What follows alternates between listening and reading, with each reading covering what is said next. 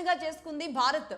అదొక high class సింబల్గా మార్చుకున్నారు ఇటు తెలుగు వాళ్ళల్లో కూడా కొందరు. అది కూడా ఫారెన్ కుక్కల్ని మాత్రమే. వాటికి పెళ్ళి, శ్రీమంతం, పుట్టినరోజు, బారసాల, వాటికి ఒక స్పెషల్ ఫుడ్డు, వాటికి ఒక స్పెషల్ షాంపూలు, వాటికి ఫ్యాషన్ షోలు, వాటికి చాలా క్లాసీగా మెత్తగా ఉండే పరుపులు. కానీ మన భారతదేశ మాతగా మనం పూజించే, మనకి ఆరోగ్యం పంచే తల్లి లాంటి ఆవు రోడ్ల మీద అనాథల ప్లాస్టిక్ కవర్లు తింటూ బతుకుతోంది. మన ఆవులు అనాథల్లా రోడ్లపైన మలినం కుళ్ళు తిని బతుకుతుంటే ఫారెన్ కుక్కలు మాత్రం మీ ఇళ్లల్లో రాజభోగాలు అనుభవిస్తున్నాయి.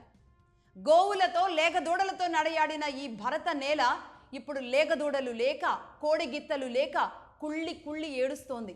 తినే ఆహారం కలుషితం, పీల్చే గాలి కలుషితం. ఇంకెక్కడుంది మన ఆరోగ్యం? ఏముంది ఇంక దేశం? చెట్టు, చేమ, గాలి, నీరు, నిప్పు, పంది, ఎలుక, చీమ, చిరుత, ఇలా ప్రతి జీవిలో కూడా భగవంతుడిని చూసే మనం కుక్కలో కాలభైరవుని చూసుకుంటాం. ఎస్, మనం కుక్కలో కాలభైరవుని చూస్తాం. అయితే మరి కుక్కల్ని పెంచుకుంటే మీకేంటి సమస్య అని అడగొచ్చు. ఇప్పుడు వాళ్ళకు కూడా ఒక సమాధానం చెబుతున్నా. కాలభైరవుని చూడడానికి దేశంలో కూడా కుక్కలు ఉన్నాయి.